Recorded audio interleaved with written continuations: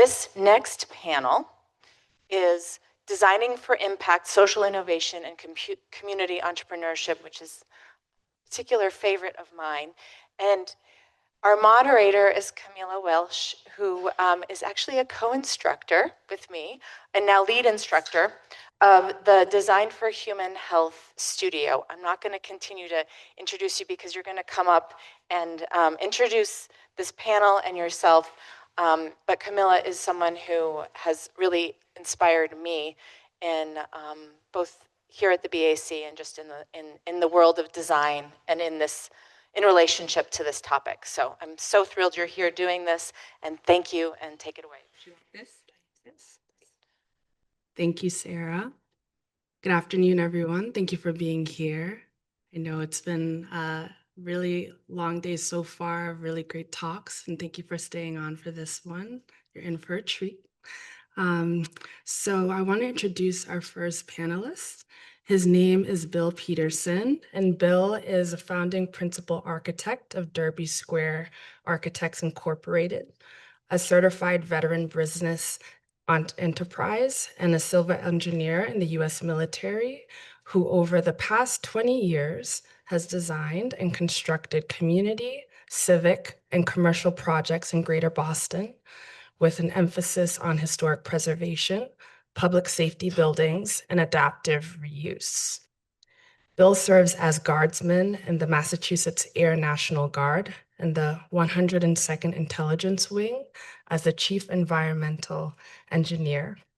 Bill has twice been deployed to Al Udeid Air Base, where he served as a key liaison to the host nation of Qatar on matters of environmental engineering and community planning. Welcome, Bill.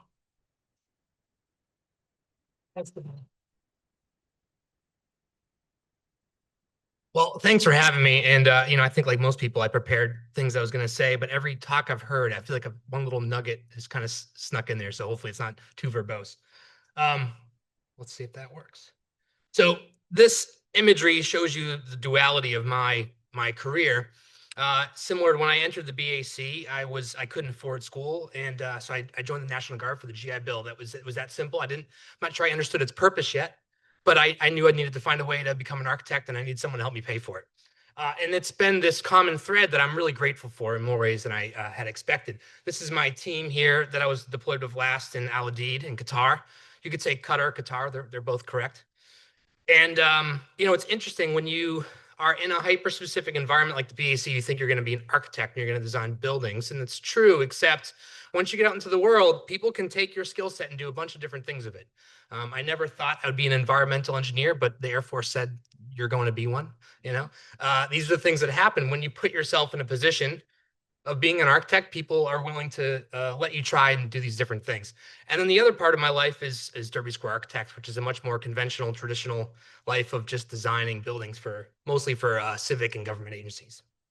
So I believe that the most sustainable building is the one that's already built. And I believe that for more than one reason. We have a really huge housing crisis in this country. And I think part of it is physical, poor planning. Part of it is probably systemic racism. But I also think part of it is the emotional impact and the fear that people have of urban density. And I think that adaptive reuse is a great way to help people understand and to accept dense housing that they wouldn't otherwise accept. So this school, built in 1899 in Gloucester, had been vacant for over 2 decades. And there was really no foreseen use. The city of Gloucester had nothing to use it for.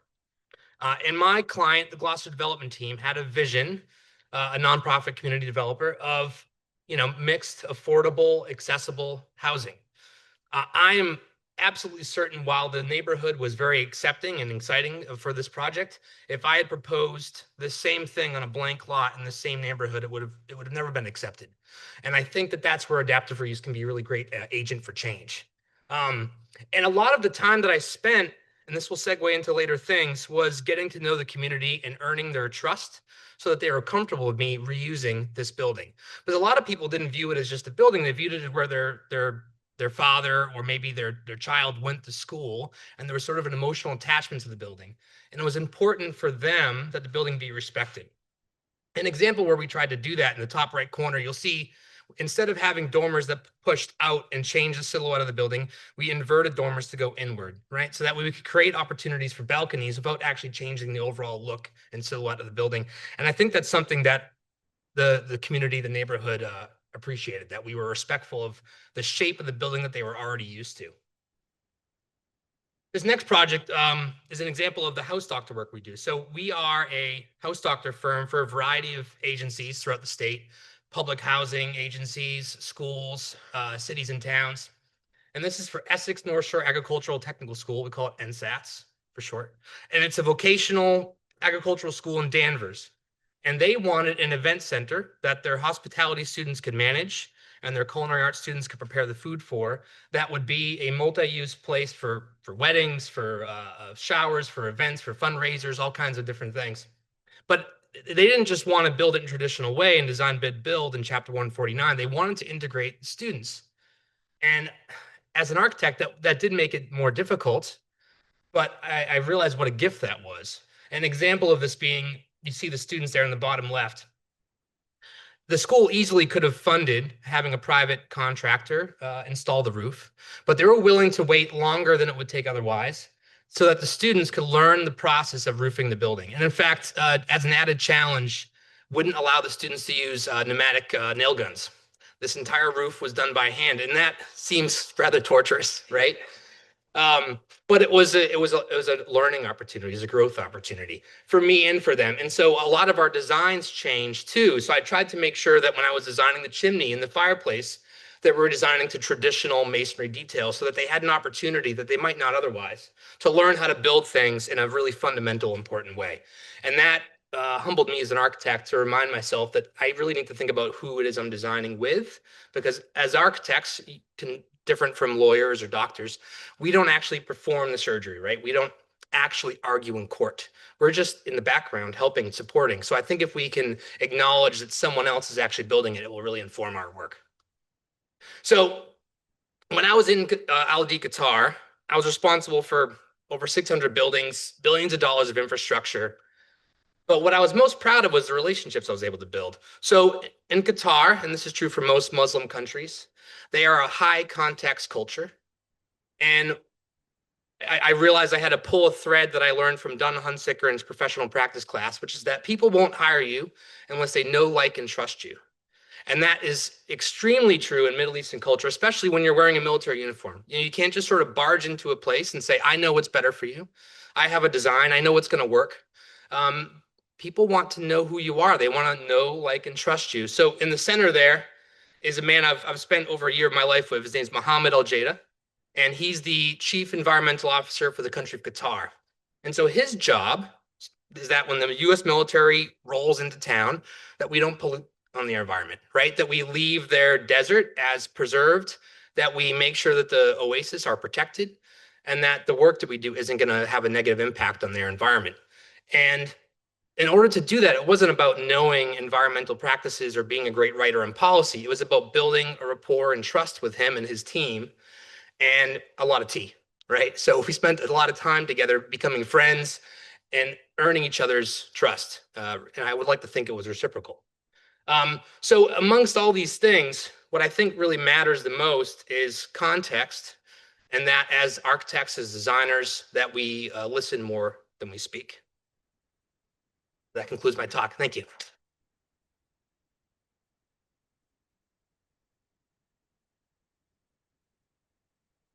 Thank you so much, Bill. For our next speaker, we have Mark Goldman. He is a registered architect, a licensed commercial builder, and full-time faculty in construction technology at the University of New Mexico, Taos.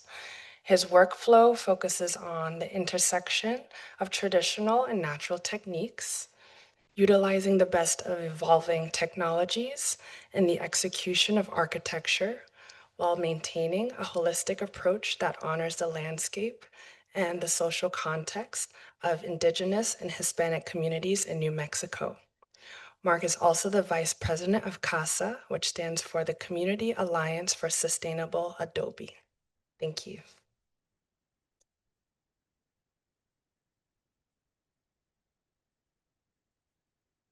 Yeah, thank you so much for having me here. It's pretty sweet to stand up here. I mean, I remember a long time ago how many lectures I went into here, and I will say that there was an instructor, Paul Marks, who we talked about, passed away a long time ago. Was the best instructor I've had at the University of California and anywhere. It was incredible. So, and also I'll say that my talk, as I sat here today, I just identified with everything, and I'm just going to be relaxed and kind of wing it and switch it up. So, oh, and I'm going to go the slides in the wrong direction too. So I'm going to talk about two projects, but I'm also going to say that I work with unfired earthen architecture, which is another word for Adobe. UNESCO encourages using unfired earthen architecture because it gives it a little more acceptability. But we work both these buildings, though, about two specific buildings that I've worked on, or actually two complexes.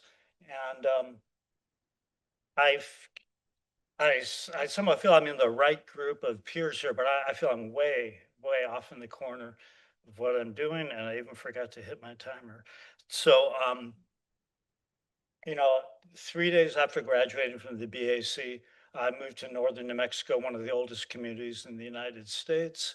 I've worked with indigenous and Spanish colonial builders and learned their techniques, but I'm a white Russian Jewish guy, and I have to figure out how to use it authentically and not be perhaps to support the social and cultural heritage, but not just you find with the best of the old and the best of the new.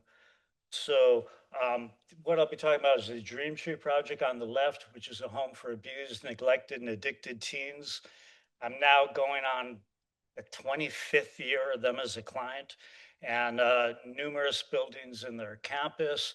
And you'll see at the end evolving into other projects. On the right is Veterans Off Grid. That's a site out on 55 acres of raw high desert, 7,000 feet, where veterans with PTSD and who are homeless can come out. That's a crew that, as I said, at the University of New Mexico, I'm in construction technology, but it's everything I do, started on really what I learned here at the BAC in my time at the BAC. Yeah, so here's part of this complex. I was, I guess, just turning 40 years old, and I felt I got a whole campus landing in my lap to build, and I started out. I did construction, and I set up. I did construction as a vehicle to get into architecture, so I could get out of construction, which is hard work. Now at my age, at 67, I'm still doing the construction, and I'm realizing I'm incorporating the architectural work into my construction.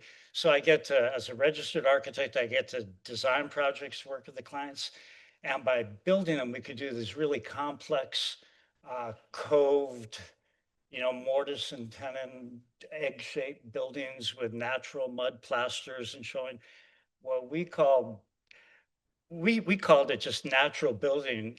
I heard the word green at some point. It's like, what's that? It's like, oh, this is what they've been doing for 1,000 years down the dirt road where I live.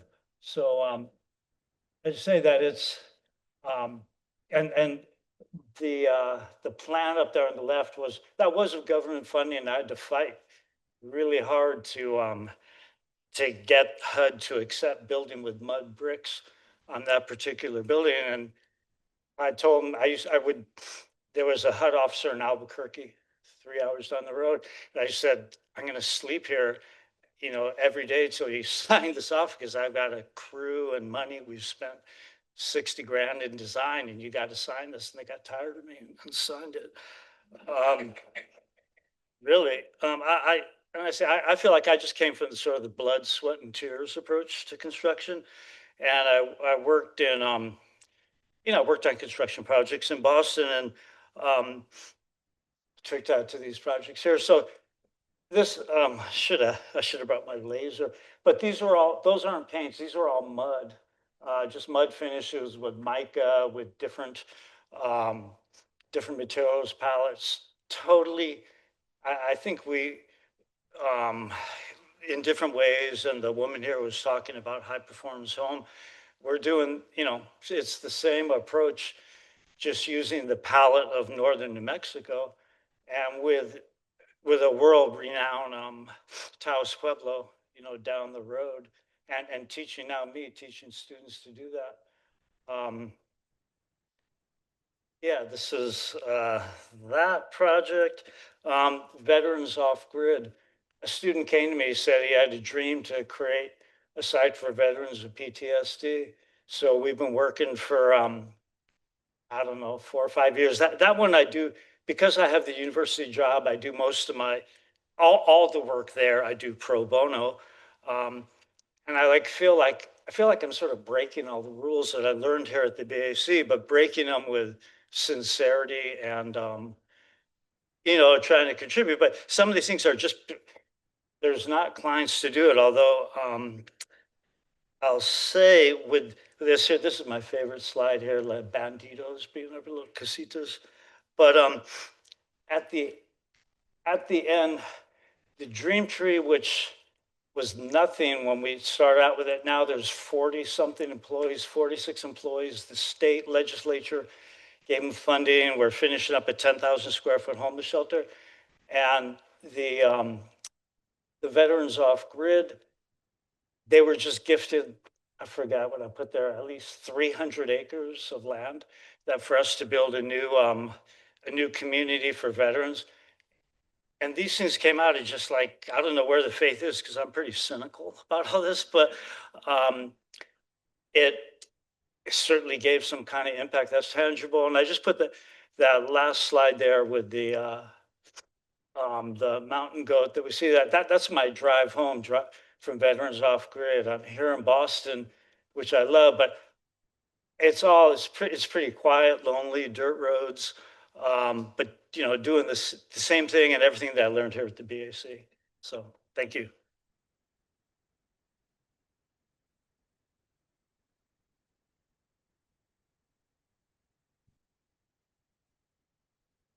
Thank you so much, Mark.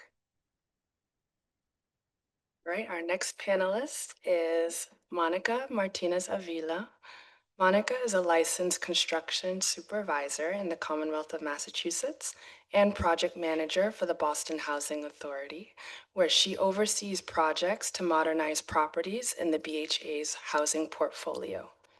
Deeply committed to the BHA's mission of delivering equitable, high-quality housing solutions that directly serve residents and strengthen communities, Monica utilizes her multidisciplinary foundation in architecture, sustainability, construction, and real estate development to approach every project with a focus on impact, integrating functionality, affordability, and long-term resilience to create spaces that improve lives. Thank you, Monica.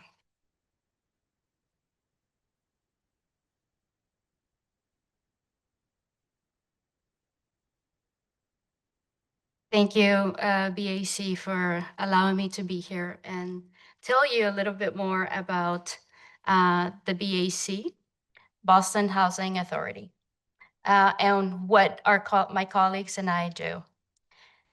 First of all, I want to share with you the vision, the powerful vision that BHA has, and that is a strong, vibrant city where every resident has the opportunity to thrive. And our mission, it is to build sustainable communities by providing high quality, affordable housing, bringing stability, opportunity, and a peace of mind for thousands of families across Boston. At its core, BHA believes that homes are about people. and not just buildings. It's through community support that housing truly flourishes and genuine home is created through meaningful connection. The BHA has 57 properties across the city of Boston. 14 of them which are categorized as transformative redevelopment. One of them is Emery Street, located in Jamaica Plain. It's a collaborative development brought to life by Jamaica Plain Neighborhood Development Corporation, the Urban Edge, and the community builders with partnership with the BHA. This project combines preservation and new construction, renovating 215 existing elderly housing units while creating 509 new mixed income units on underutilized land. This project, it also serves as a connection of the Southwest corridor that starts in Forest Hills and goes into Back Bay. This project, we believe that it creates an integrated and accessible and inclusive community. The existing buildings, the building underwent a full modernization, including energy efficient upgrades and building envelope to improve quality of life for residents. This is what the property used to look like, and this is what it looks now. Has created beautiful spaces for elderly to come together.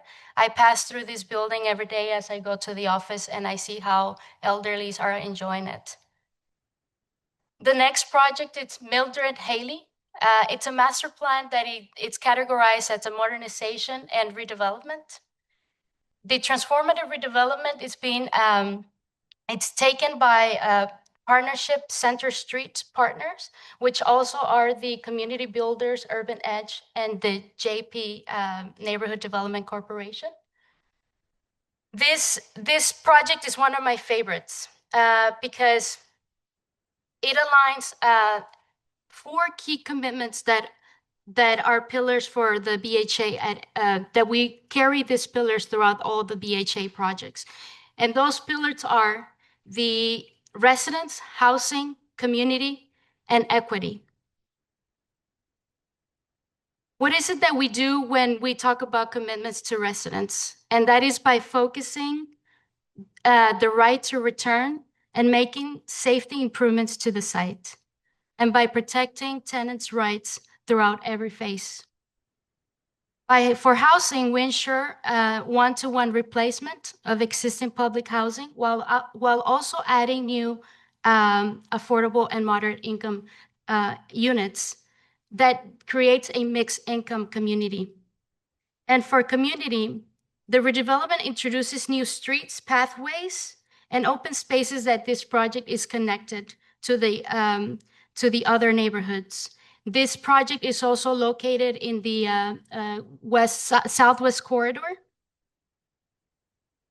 And additionally, what is also so special about this project is the Anna May Cole Community Center. This community center will provide a large room and different rooms for tenants to come and use for different purposes, as well as a kitchen. And within this building, they're going to be providing programs like ESL, early education, wellness and activities, and workforce development, and after-school care as well. And most importantly about our pillars is equity. Equity is embedded throughout this project, and that is through transparent communication, resident-driven decision-making, and high-quality design across all units. This project, it will bring 633 mixed income units across all phases. And the successes about this project is that 37 million in the contract value are awarded to minority-owned businesses, as well as investments to local and to women-owned business. The master plan has created great feedback to the BHA as well as the residents and the workforce. And the parts that are already built, we're retrofitting, we're reusing a lot of our buildings, and we're improving them for the building envelope and the interior.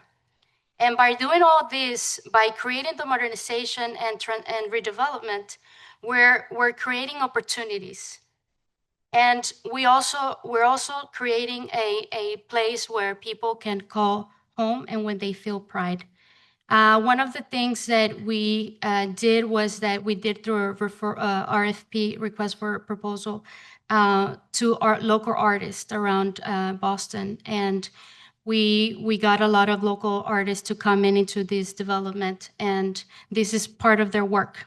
And people are proud, and this is only phase 2. And we're hoping that the next 3 phases will have these successful outcomes. And that is so, and thank you so much.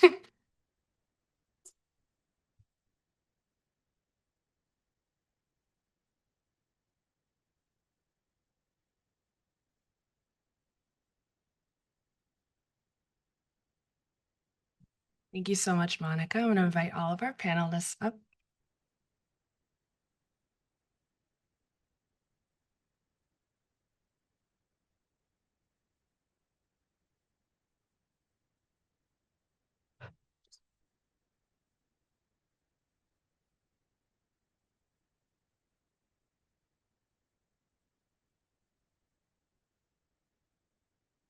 All right.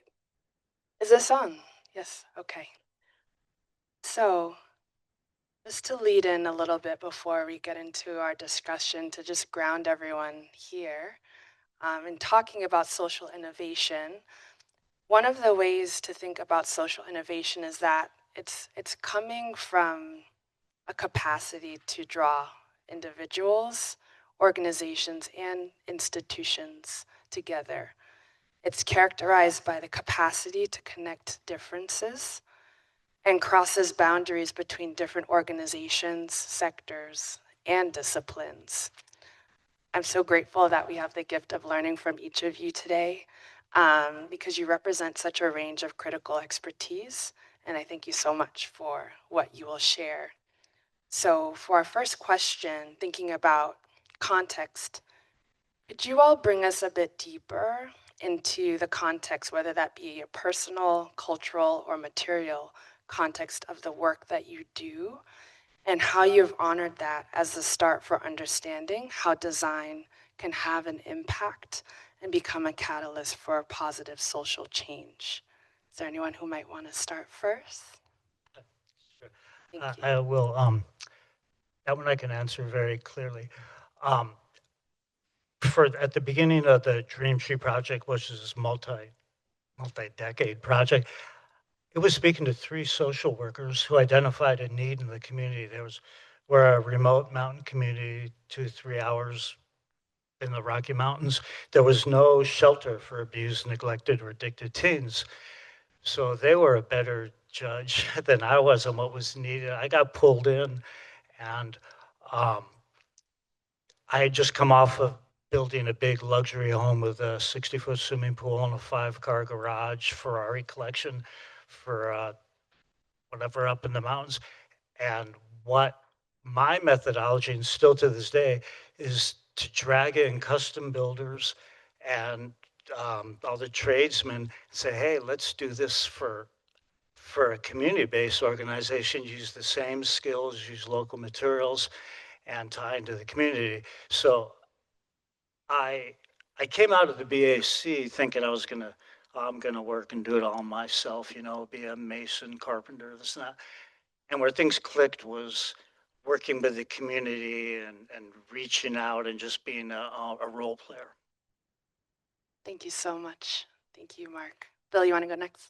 Yeah, I think for me, it was the work that I talked about with the vocational schools and at Essex Tech. I think when you take the time to get to know your client, you find out that oftentimes they want to engage with you. It's not just this totally one-sided thing where you're providing a service for them and that's all there is to it. Oftentimes people want to partner And I think that happens as long as you're willing to ask, you know? And then I think that can oftentimes inform your design if you're willing to cooperate with them and actually build it together. You know, whether it's working with the people that are in terms of the labor force or just the overall interest, I think that can really inform your design. Thank you so much. Thank you. I would like to answer this question from the personal side. Although I haven't really focused in design like my peers, I think that my background brings an important role as a project manager at the Boston Housing Authority, and I connected deeply with the previous panel speaker, Tanya. There she is. I think that as the background, I'm from Mexico, and we moved to the U.S. when I was a teen, and then having lived in Mexico, I experienced a different streetscape than the U.S. And I remember the streets being full of life. And when I moved to the US, I saw how streets were dominated by cars.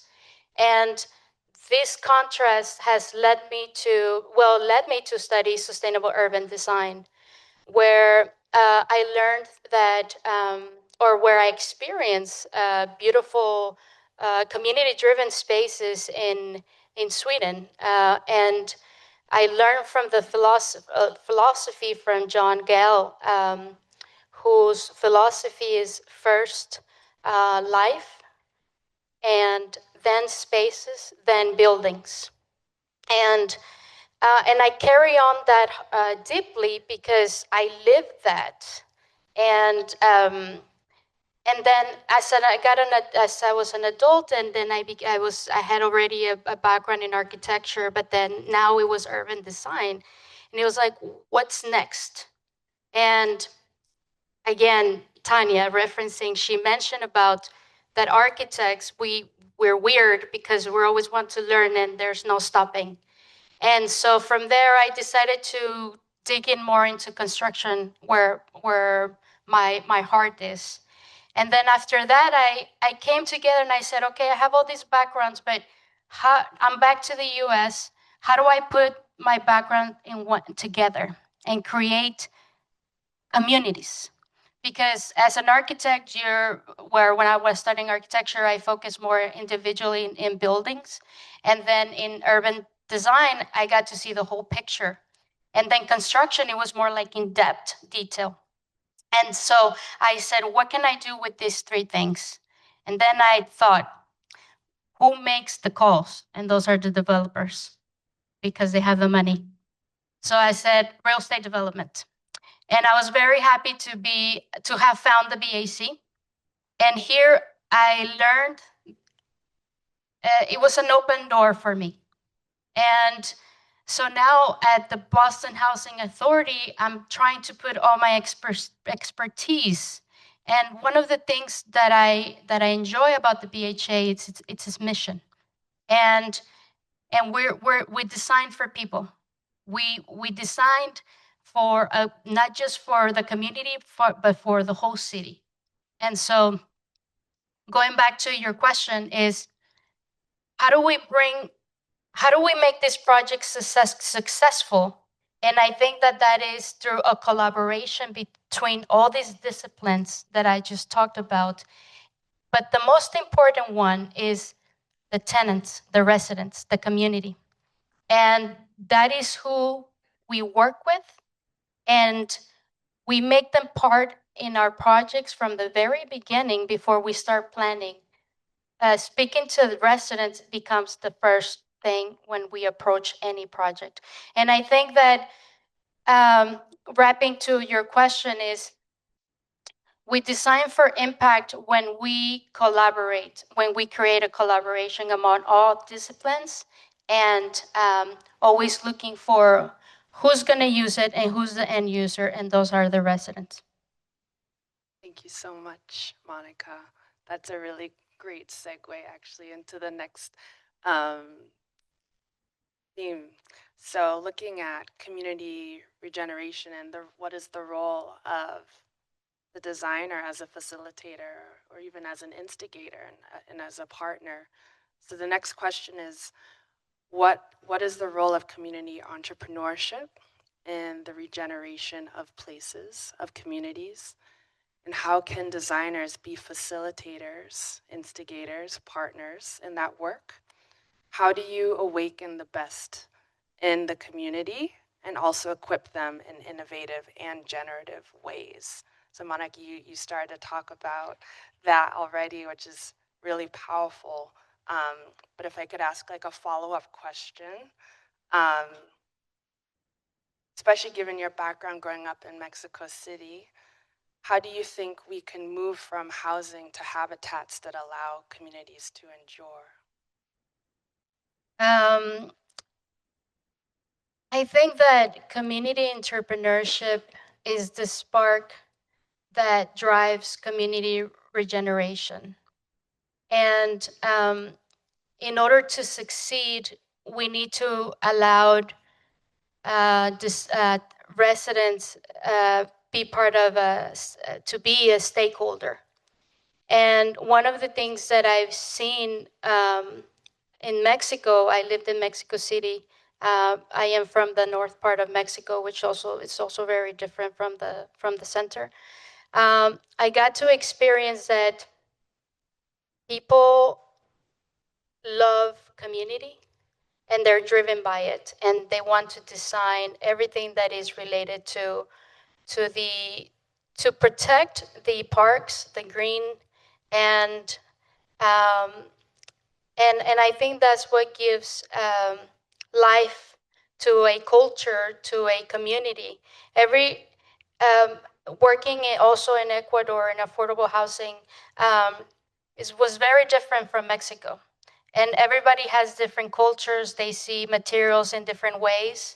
And so designing for a community, you have to make sure that you understand where you're standing, their soil, their materials, their culture, what they do, what they like, how they speak, how they dance.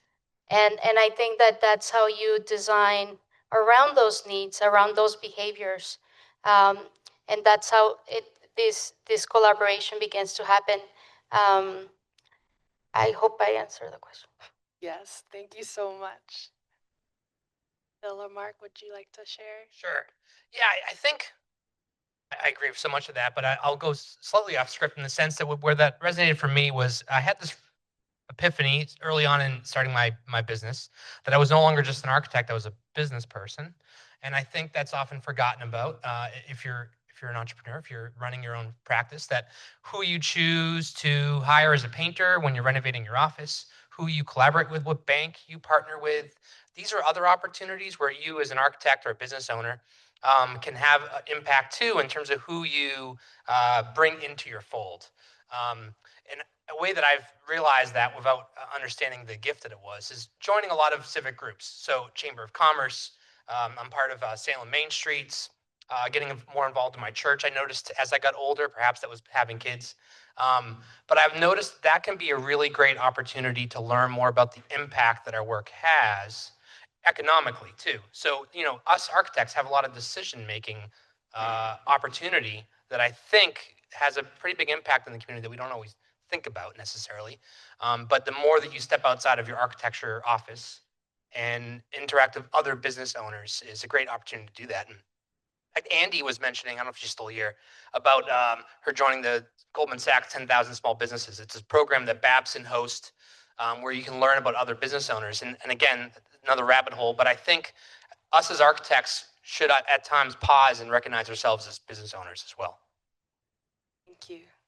Yeah, I'll say in terms of engaging and assisting the community, my decision in a small rural community, a few hours from any of the community, was watching large contractors from the big cities come do the work and then take the money back to the big cities. So since I was a commercial contractor, thinking I was going to grow into an architect and get rid of my contractor's license, I really treasure my commercial contractor's license. And I got a job working for the University of Mexico, training the local either indigenous, Hispanic, Anglo community, and to build up the community. The other thing is that, I don't know if you can see, we try and push the limits of craftsmanship and sculpture. I couldn't do any of that stuff if I was putting out to bid with a commercial contractor, like the big commercial contractor I just got off of a 3-year project with that time. So I don't endorse it as a way necessarily in Boston, but controlling the methods of design and production and doing it for the community works in a rural area. And I hope maybe someone takes that lesson and says, you can leave the big city and operate, but you have to operate differently. Thank you so much.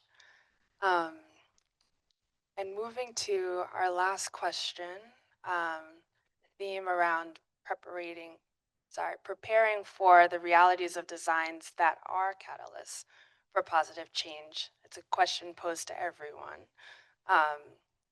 Obviously, you're all alums of the BAC, very proud ones, myself too. What's the role of an institution like the BAC in incubating, supporting, and sustaining the work of design for social innovation and community entrepreneurship? What could we at the BAC be doing differently?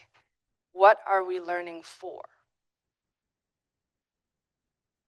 I think that the BAC, and I wish that I had the opportunity to have studied here, architecture here, because I see how the BAC has, I see it as the bridge of theory to practice.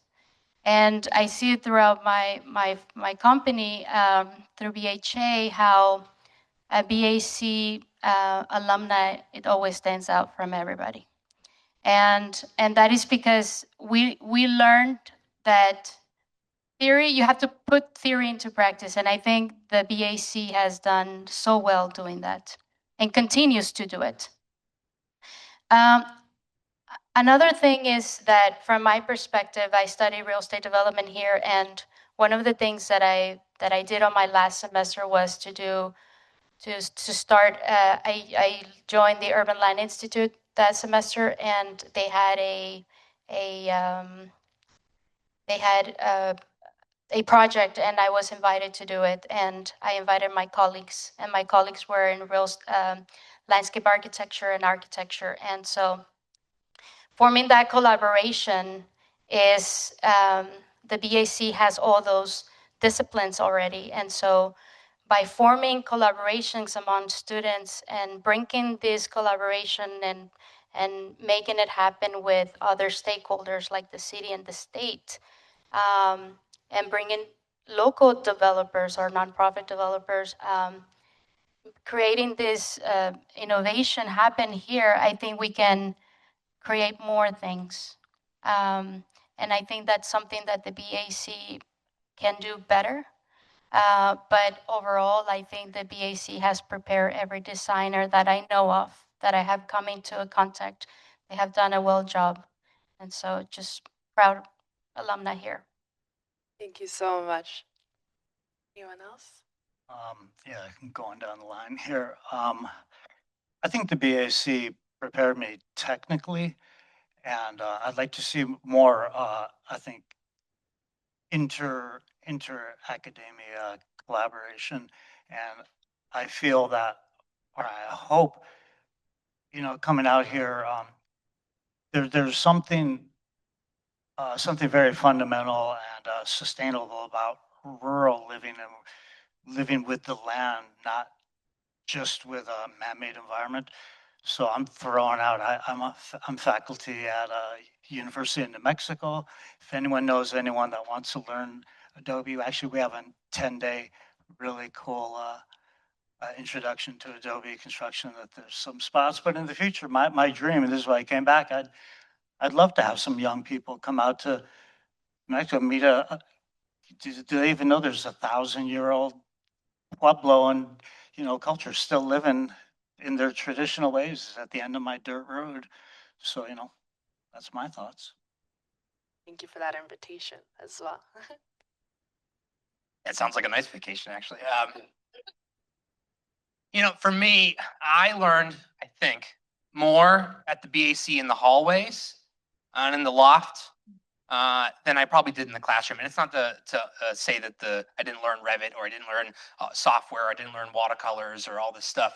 All that matters. But the people you meet are who you're gonna rely on. You can always open a book sort of on your own, but having good relationships with people and having learned moments and mentors is probably the most important thing. So I just hope, I guess I'll challenge the BAC to think about that as it expands its global campus concept, which I think is tremendous and I don't think should be stopped. But when you're remote learning, I question, how does that happen? Where are those moments in the hallways, that after the classroom, the teacher pulls you aside, after they give you the formal crit and they say, I hope you don't mind, I said that to you, but this is why I said that. It's sometimes those little in-between comments that mean more to you than the formal crit. And I think that's true of what you learn from an engineering teacher or anyone else. It's the in-between moments. And also, speaking personally, I've met my wife at the BAC. I met a lot of great friends at the BAC, and that wouldn't have happened if I had a virtual experience. At least, probably not. At least, but maybe. But I guess again, there's a lot of learning that happens in between the classroom. Very well said. Thank you so much. Could we give a round of applause for our panelists?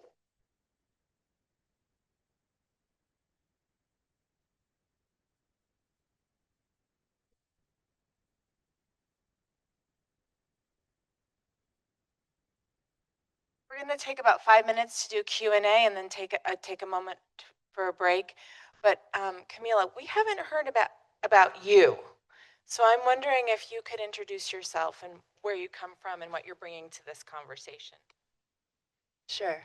I'll try to make it very short because I want the audience to have space to ask questions because they're phenomenal. So my background is as an educator.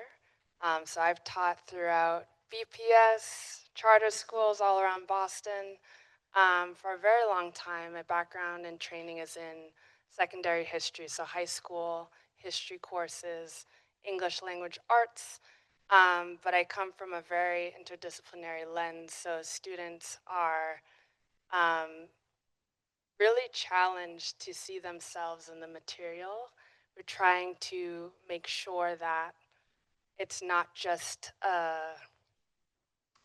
that there isn't, students are given access to the material in a sense where it feels like it's a window to another world, but also they can see themselves reflected in ways that honestly are not encouraged in every type of school. I did a really, really interesting program here at the BAC called Design for Human Health. Graduated last year, and my interests span wanting to understand what is the role of design in helping to reconcile ruptures to place and identity for Indigenous, Black, and other groups of color who have, for a whole host of reasons, whether that be genocide, whether that be displacement because of war, whether that be enslavement, their relationships to place have been disrupted, and there's a sense of estrangement. What is the role of designing, helping to reconcile that relationship over time? It's not something that's immediate. It's not something that could be maybe in a traditional typology of building, but it's something that is beginning that dialogue again that's often shuttered and attempting to erase that connection. So that's some of my interests. Specific to this panel topic, I have background in working with social enterprises in South Africa, specifically in Soweto. If anyone's been to South Africa, Soweto is the largest informal settlement township there. And if you know anything about the history and legacy of apartheid, housing is a huge part of the need in terms of trying to reconcile people back to the lands that are part of their identity, that are part of how they see themselves. And so I helped to foster organizations that wanted to build dignified housing using local soil, actually, using the soil right at their feet, using the people right around the corner, if you want to call them unnamed architects, all around the community who are not necessarily going to go through a formal training program, but are going to have a hand in building the spaces that have been told to them are not theirs. And so this topic means a lot to me because beyond feel good moment, there are very tangible ways, and I thank you, Mark, in particular, for the work that you do in New Mexico, that everyday people can be part of the solution of building what's needed, because in many ways, your home is your larger body, and when you don't have a space to shelter in, you can feel estranged from yourself. So that's some of the background on me. I feel like that was way too long. I think we needed to hear it. Okay.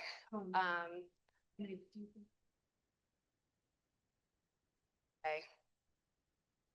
All right. I think this is something we could dive into.